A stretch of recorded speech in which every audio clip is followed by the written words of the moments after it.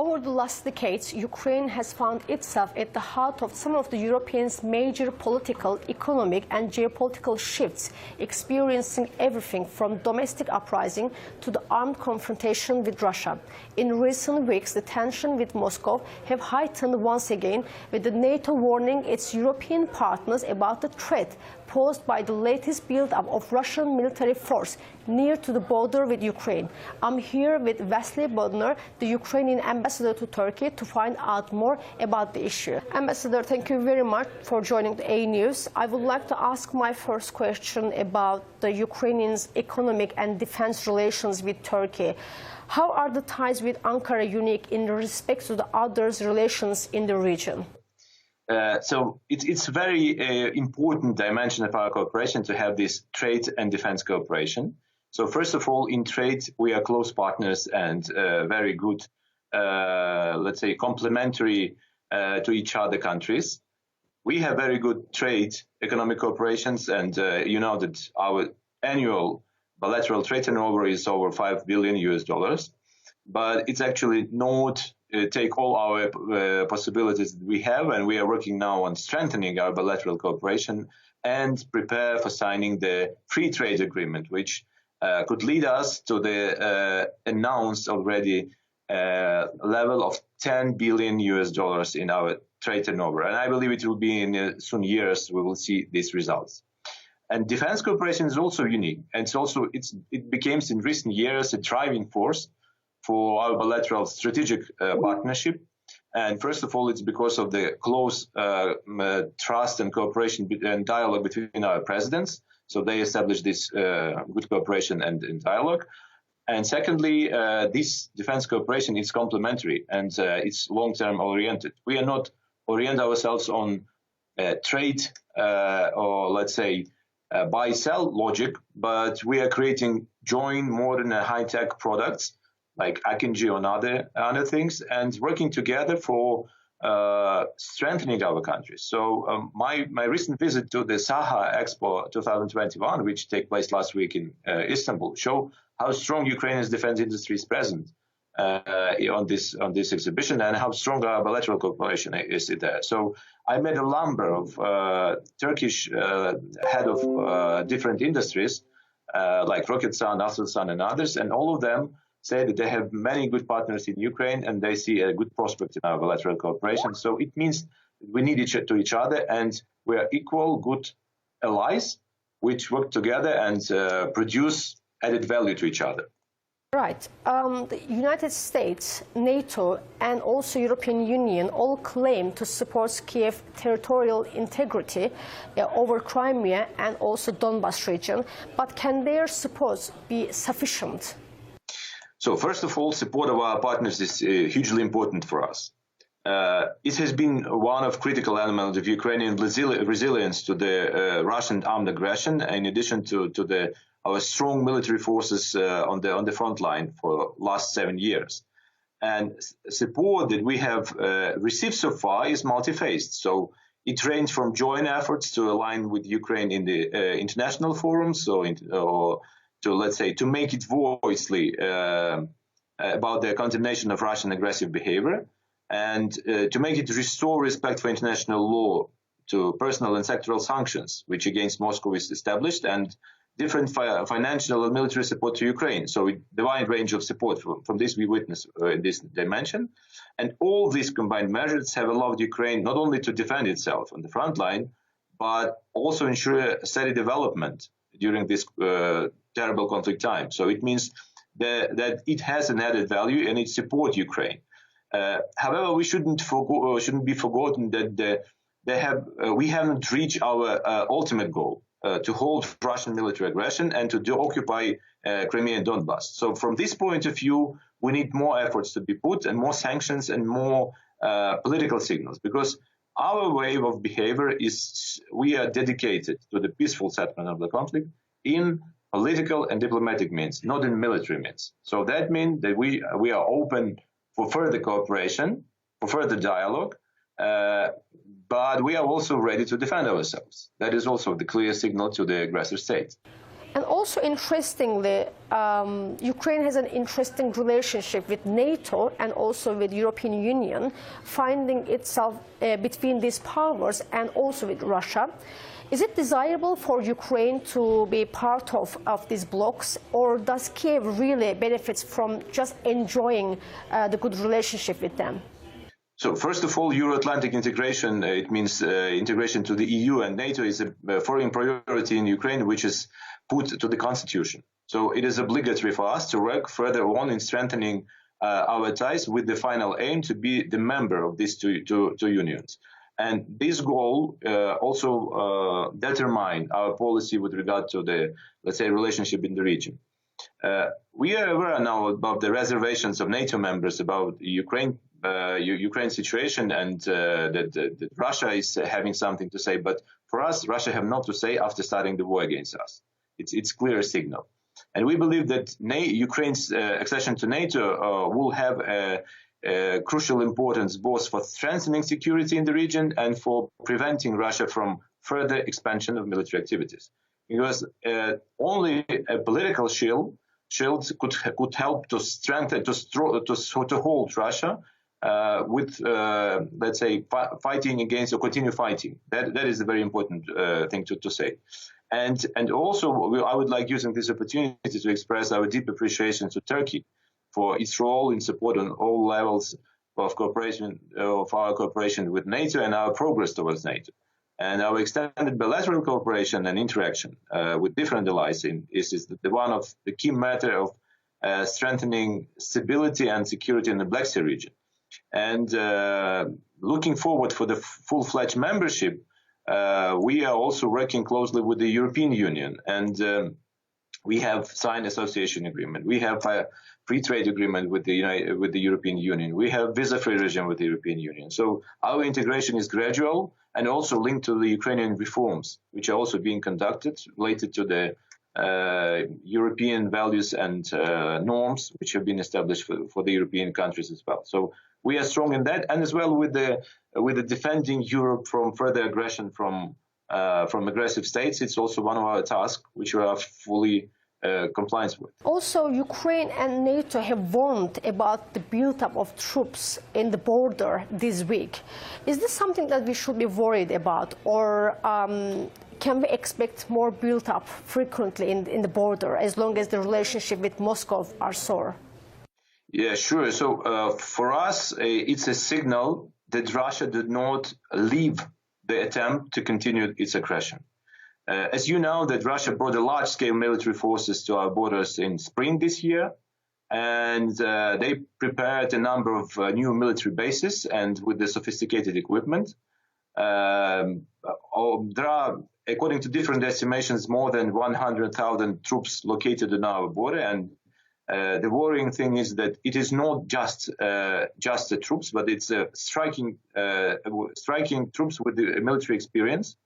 According to our intelligence information, there are a number of those who already participated in the conflict against us, already participated in the conflict in Donbass, covering themselves as the green man or someone else. So it means that they are combat-ready forces. And also it is the political signal for the whole world that Russia could not be stopped only by concerns. It should be stopped also by practical things like sanctions, like strengthening Ukrainian resilience, including military dimension, and creating more alliances in the region, so to create solidarity in this dimension. So, and please look at the picture more broader, that creating these instability zones in Europe also linked to the situation on the Polish border, Belarusian-Polish border, and I believe Russia have attitude to that. It is also linked to the situation on the South Caucasus. Also, you see now the destabilization situation, and also there are Russian staff there, like Russian representative there, and the Russian peacekeepers there. So, and a lot of things have been done with the occupied territories. So, first of all, in the occupied territory of Crimea, there are a number of trainings or different kinds of exercises which have been conducted by military forces. And there is also legal acts which have been adopted by the Russian authorities recently with regard to the occupied territory of Donbass, allowing it to integrate more softly to the Russian territory by itself. So it means that Russia continues its provocation and continue to threaten us in the military means, but we are ready for that. So they are already on our territory, and it's a low-intensity international conflict which continued for the last 7 years. Right. If the Russian troops at the Ukrainian borders is increasing, would you ask international arena for military help? Yeah, sure. We already applied for our partners to assist us. Some of them already doing this. Some of them still thinking about that. But, as I already mentioned, so that might be a number of the best battle is which didn't take place. Or the best won battle. It means that we wouldn't like to have any clashes on the military field, but we should be strong in both political dimension and military one. And as well, in case of any deterioration of the situation, Russia should understand the price which it should pay for these military provocations or military possible aggression. And it should be related both for sanctions and for other isolation of Russia from other world, because it is still threatening not only Ukraine, but the whole our region, and also could make a very destabilizing effect on other countries in this region. So which countries have you asked help for? So we applied to the NATO countries, and from some of them we are working receiving some military assistance, basically United States, Great Britain. We are also working on different levels with the countries on the let's say mutually agreed basis and cooperating in the military or defense dimension. So we are also working closely with the Turkish Republic. So it means that we also have a number of common things to do. But I would like just to say here that Russia also would like to use the situation, for example, with regard to Bayraktars, saying that something and caution. So nothing to do with that, because we are fair enough to show that we just bought the product from Turkish side and used by ourselves. It's our product now. So it's, for example, we also have some tanks which have been produced in Russia. Does it mean that Russia supply us? No. So it's just the logical thing they are trying to play on. So in this regard, our cooperation in bilateral dimension is just for strengthening ourselves. It's not against somebody else, but it helps also us to be strong and to present ourselves on the international arena with our interests, but not with the interests of others. All right, and every country has the right to defend its security and increase their defense capabilities, I believe. Sure. It's according to the UN Charter. As we know, there's the tension between the Poland and Belarus border. What would you say about this issue and about this crisis? What is the bigger picture from the Ukrainian side? Unfortunately for Ukraine, the situation is much more wider and more dangerous than merely a migration crisis. So it is not the Belarusians are fleeing their country. It's specifically brought people for creating instability on the border region. And recent developments in Belarus, as well as the Russian-Belarusian relations, have basically allowed Russia to take control over Belarus. Moscow has turned this state into its military district and deployed a number of troops in this country under the pretext of joint exercises and etc. So we have already received information that Russia agreed with Belarus to establish two new military bases, one in the western part, one in the eastern part, and it is very close to Ukrainian border. So migration issue could be used as the pretext for destabilizing situation, and then could be also some military provocation as well, taking into consideration that we are practically in the war with Russians for a long period of time. The ongoing situation in Crimea is especially important for Turkey. And can you tell us about the latest situation in the region? And also, can you tell us about what you think will be required to diplomatically get a return of Crimea back on the table? Thank you. It's a very important issue. It is one of our dimensions to settle the conflict with Russia in peaceful means. And we are very grateful to Turkey for remaining a strong supporter of Ukraine's sovereignty and territorial integrity. And we appreciate as well this unwavering position for non-recognition of this attempted annexation of Crimea by Russia. So Turkey provides us with the support not only by words, but also with the effective steps within the international arena, like co-authoring or support of our UN General Assembly resolutions regarding Ukraine and Crimea, supporting us with the different other international bodies, within NATO. So it's very important. And just an example, yesterday, the Third Committee of the General Assembly of United Nations passed a strong draft resolution on the human rights situation in Crimea. And Turkey was among the states that supported this important document. It was 64 states that supported it. And it is a very important signal to Russia that the international community does not forget about Crimea issue and just start to work closely on the international platform. Thus, as you may know, that this year we initiated and conducted the first summit of the International Crimea Platform. And this initiative is a new international consultations and coordination format, which is actually initiated by our President Zelensky, and aimed at ensuring efficiency of international response to the ongoing occupation of Crimea and responding to the growing security threats in the region. So it is also one of the peaceful means to bring Russia to the negotiation table for the future of Crimea, and to look at this situation that the international community is monitoring what Russia is doing on the occupied territories, because still the arrest of Crimean Tatars and Ukrainians, the still suppression of human rights is continued by the occupational authorities, and a number of things should be known for the international community. And our aim is to show it 24/7, that the whole everyone who would like to see the real picture would have a possibility to do this. And we not only have the summit, but we establish a specific branch or specific institution which will be dealing with that constantly. And all international organizations and diplomatic missions will have access to this institution. So we would continue to work on that, and we are very grateful that His Excellency Minister Çavuşoğlu participated in this summit, and we continue to work closely with our partners here in Turkey to make this issue very on the top agenda. Right. I will also like to move to the Black Sea area.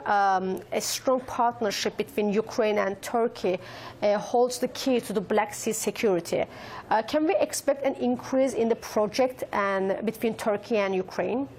Sure, exactly. So the sea is hugely important, and it has so it doesn't divide us but join us. So as maybe we could recall Atatürk, who said once that the Black Sea doesn't divide us but consolidates.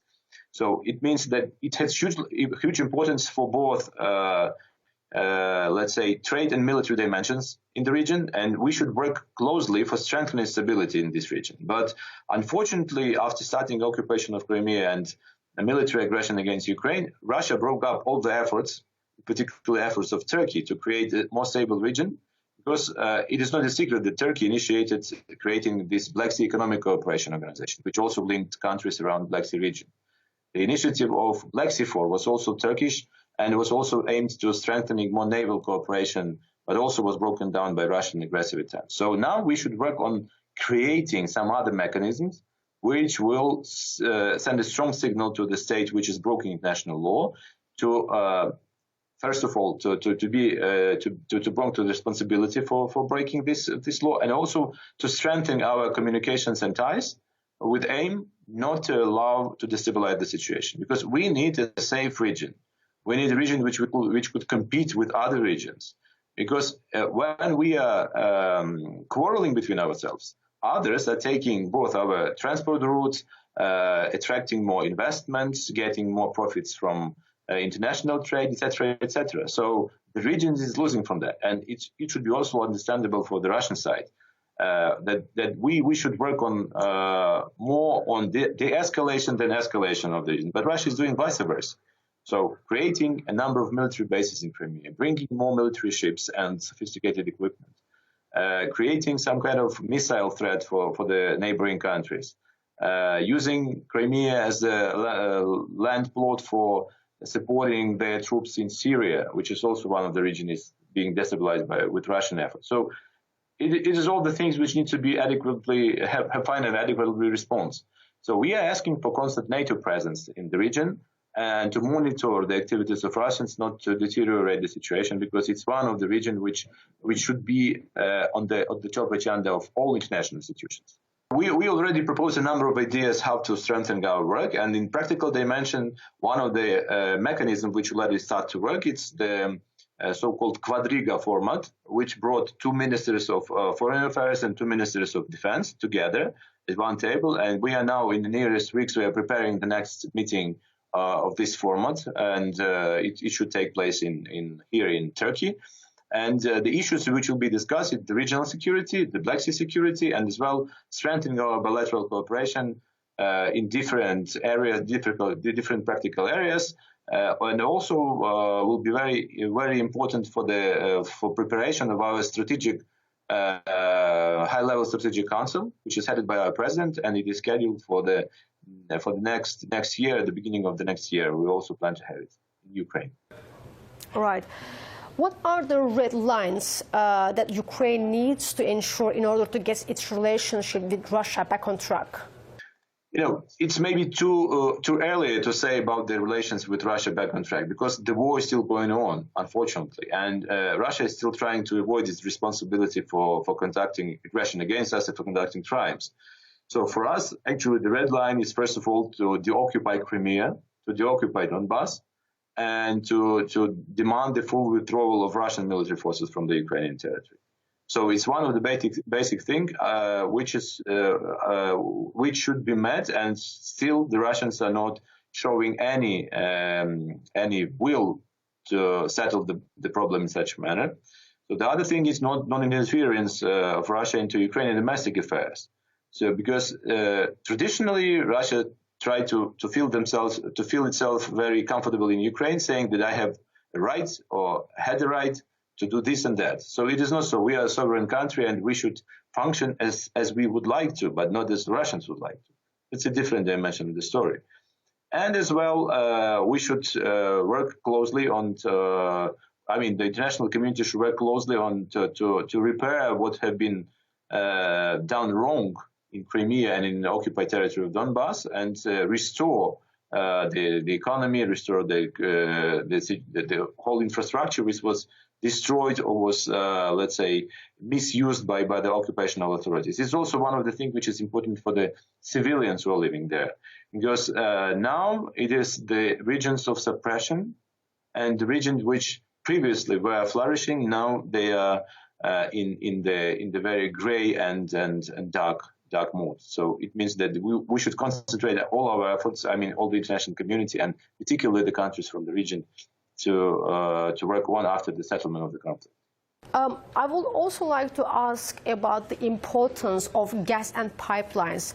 What roles does energy play from Ukrainian perspective? Yes, sure. So it was traditionally a weapon to create instability in Ukraine and in Europe. So for dozens of years, Russia used gas as the method of influence of our political affairs and meddling into internal affairs in Ukraine, creating different crises. So we suffered two gas wars. As you know, from 2014, we have not been using Russian gas at all, despite we have been providing in transit. But Russia bypassed us with using Nord Stream 2 and Turkish Stream, and try to avoid supply of gas via us to Europe. But finally, what they got, they created this nowadays energy crisis with less supply to Europe, and the prices are very high, and it's the profit of Russia. The other thing is that we consider our gas transportation system as one of the tools to step back Russians from the wild-scale military aggression, because you couldn't bombard something which bring you a profit. In case the supplies via our territory or transit via our territory will be stopped, it means that we have less secured shields against the wide-scale Russian aggression and using possible, for example, missiles or aviation.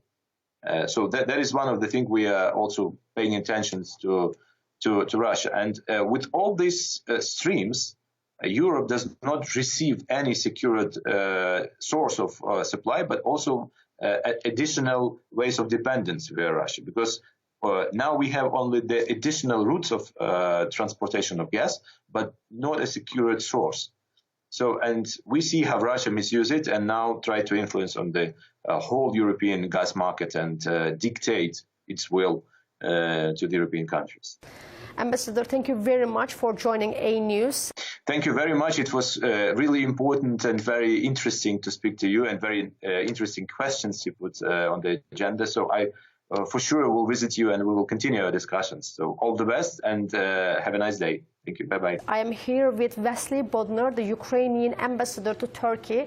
We discussed from regional issues to energy security and more.